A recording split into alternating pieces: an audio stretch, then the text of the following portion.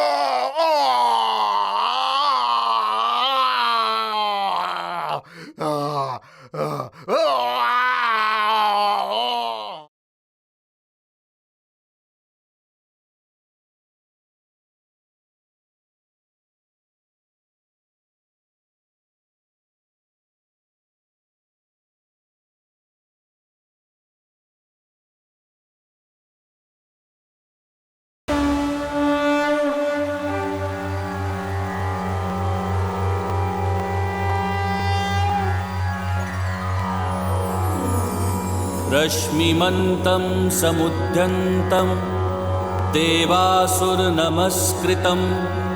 पूजयस्व विवस्वन्तं भास्करं भुवनेश्वरम्। अगर हनुमान नहीं आया तो मित्रों बड़ा अनर्थ हो जाएगा। किंतु मेरा मन तो कहता है कि हनुमान लौटकर आ ही जाएगा।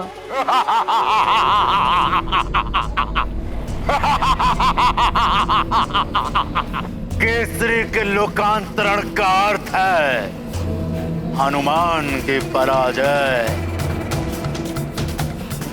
पिता के बिना निर्बल हो जाएगा हनुमान, और दूसरी ही ओर उस नारायण के नर अवतार का वध तो मैं स्वयं अपने ही हाथों से करूंगा। गति और बढ़ा लो पुष्पक।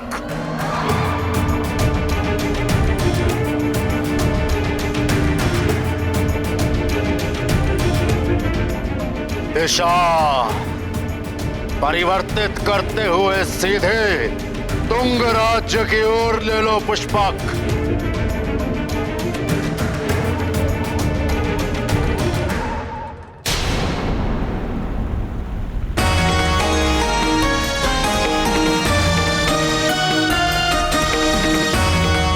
देवराज जी, ये लीजिए आपका वज्र।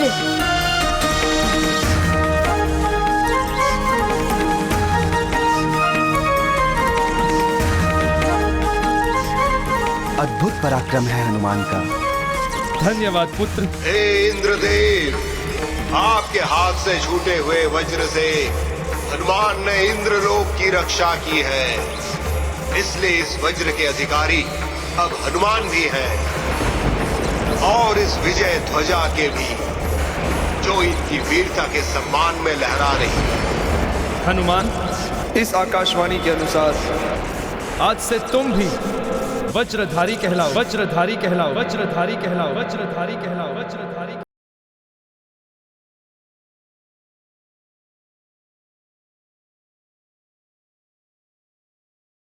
ये लो पुत्र।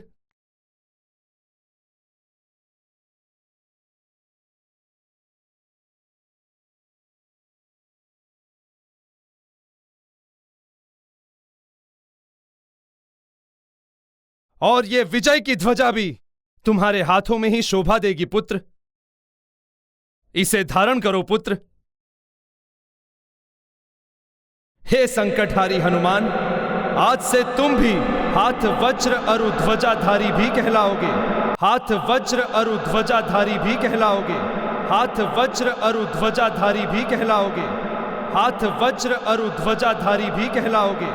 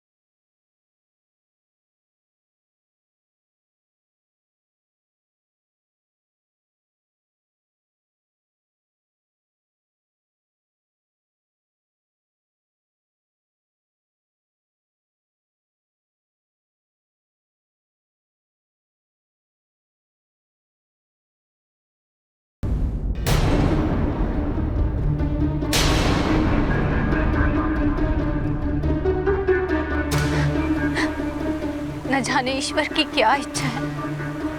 हनुमान शीघ्र आ जाओ पुत्र।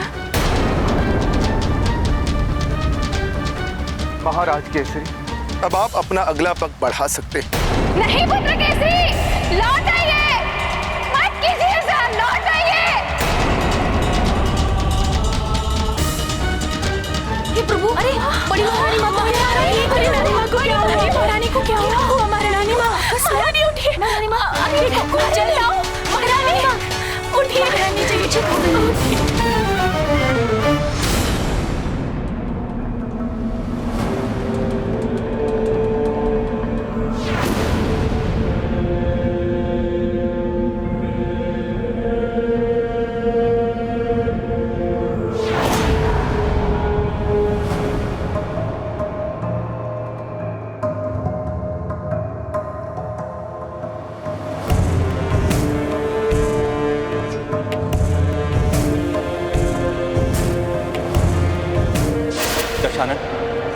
अभी अभी सूचना मिली है, जिन असुर योद्धाओं की मृत्यु उस नारायण के हाथों लिखी है, उनमें से एक असुर मारा गया।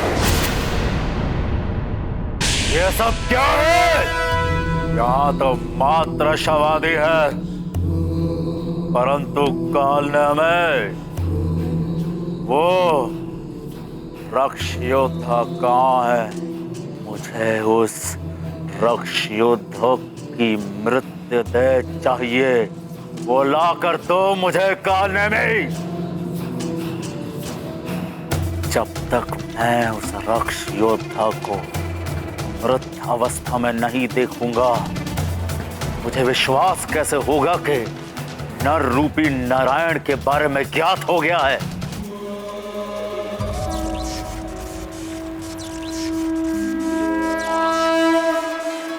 मेरे लाल,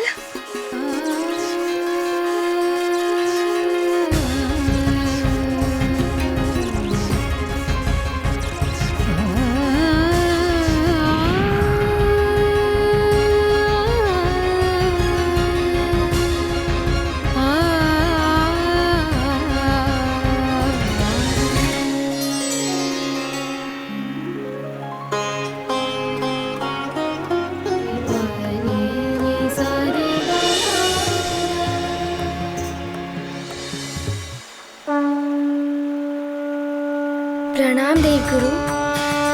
आयुष्मान भव।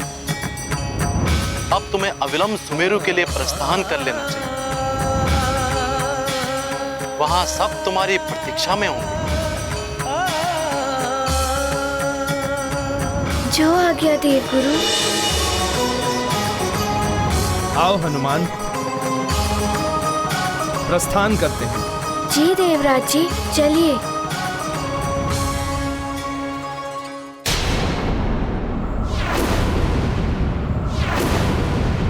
लंकेश, वो देखिए, रक्ष योद्धा विघंत का कटा हुआ शीश।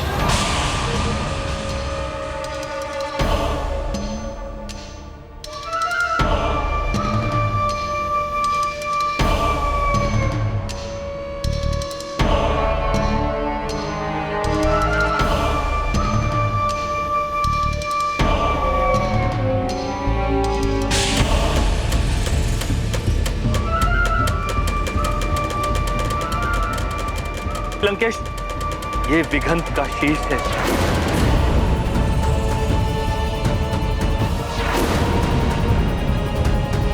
जिसने अपने प्राणों का त्याग किया है, ताकि हमें यह ज्ञात हो जाए कि वो नर रूपी नारायण कहाँ है।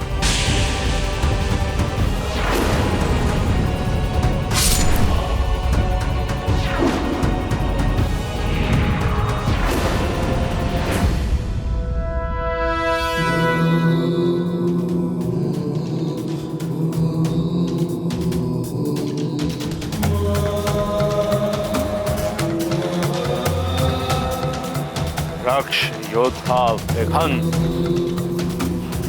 तुम्हारा ये कटा हुआ शीश इस बात का संकेत है कि नर रूपी नारायण उपस्थित है।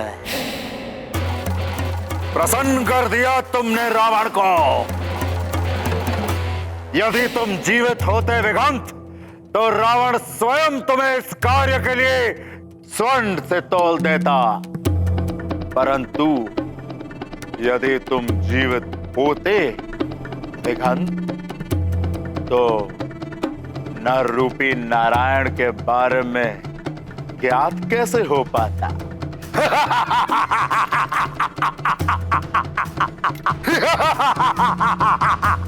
लंकेश, इसने अपना लंकेश,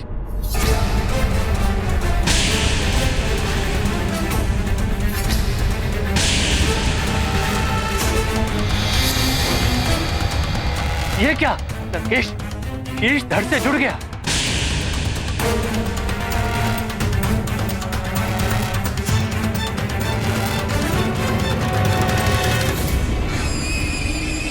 प्रणाम लंकेश, प्रणाम कालनेमी।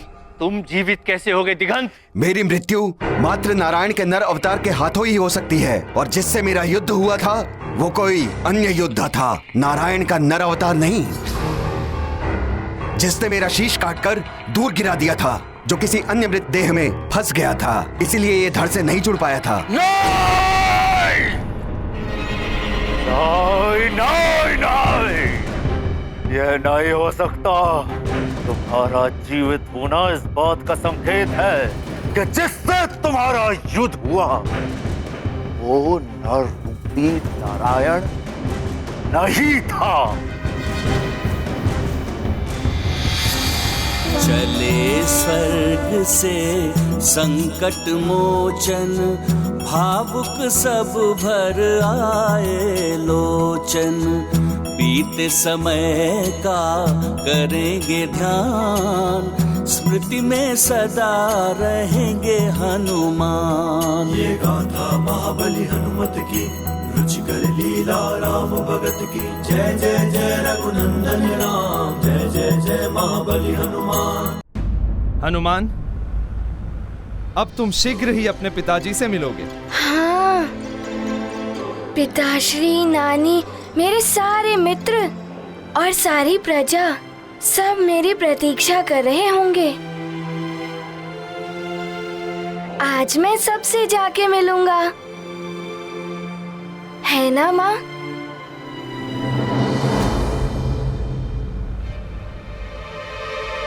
माँ, आपके माँ की सिंदूर की लालिमा तो बहुत कम हो गई है। ये क्या हो रहा है? मेरी मांग का सिंदूर? सिंदूर की लालिमा धूमिल हो रही है। ये कोई अशुभ संकेत तो नहीं?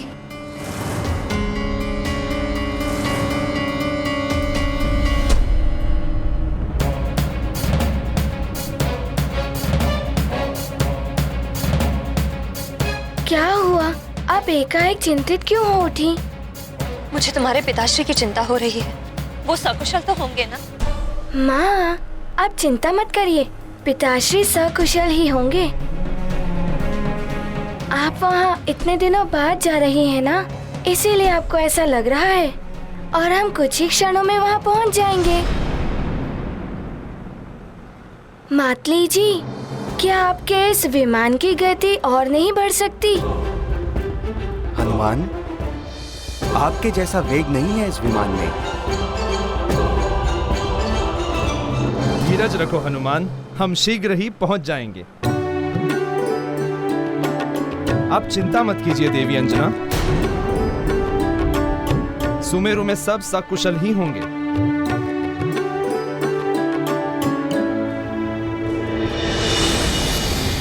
जय लंकेश। क्या है दूत? मुझे संदेह हो रहा है कि तुम भी अशुभ समाचार लेकर आए हो। लंकेश, विद्युतासुर का वध कर दिया है हनुमान ने, और अब वो सुमेरु की ओर लौट रहा है। क्या? विद्युतासुर को तो भेजा गया था कि वो हनुमान को सुमेरु लौटने से रोके, युद्ध में उलझाए रखे। किंतु लंकेश, कदाचित केसरी को यह ज्ञात नहीं है कि हनुमान सुमेरु लौट रहा है। केसरी ने यह प्रण लिया है कि यदि सूर्यास्त के पूर्व हनुमान सुमेरु नहीं लौटा तो वो लोकांतरण कर लेगा। सूर्य तो अभी आधा ही अस्त हुआ है। यदि हनुमान तीव्र गति से सुमेरु पहुंच गया तो बचा देगा केसरी को। कालने में जी लंकेश। तुम अभी के अभी अपने मायावी बादलों से सूर्य को ढक करके सूर्यास्त का भ्रम उत्पन्न करो, जिससे केसरी शीघ्र ही लोकांतरण कर ले। जी लंकेश। उस वानर को मां तो मिल गई, परंतु पिता नहीं मिलने देगा रावण। अवश्य लंकेश, ऐसा ही होगा। विघंत, जब तक वो नर रूपी नारायण नहीं मिल जाता, तुम अपना आतंक और बढ़ा दो, मार काट और बढ़ा दो। जो आज्ञा लंकेश।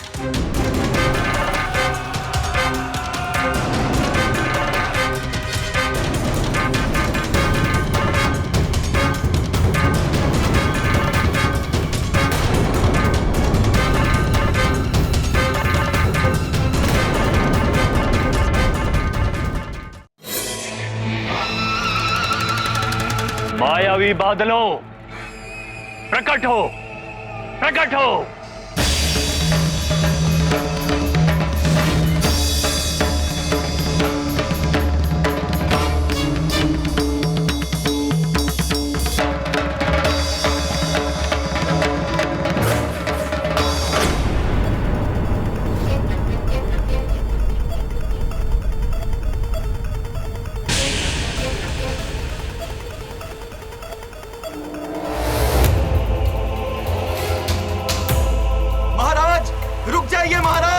महाराज हमें छोड़ जाइए, महाराज रुक जाइए,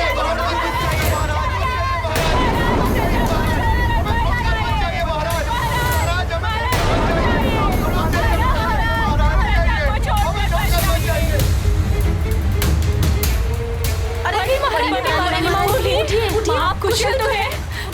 ये एकाएक क्या हो रहा है? इतने सारे काले बादल,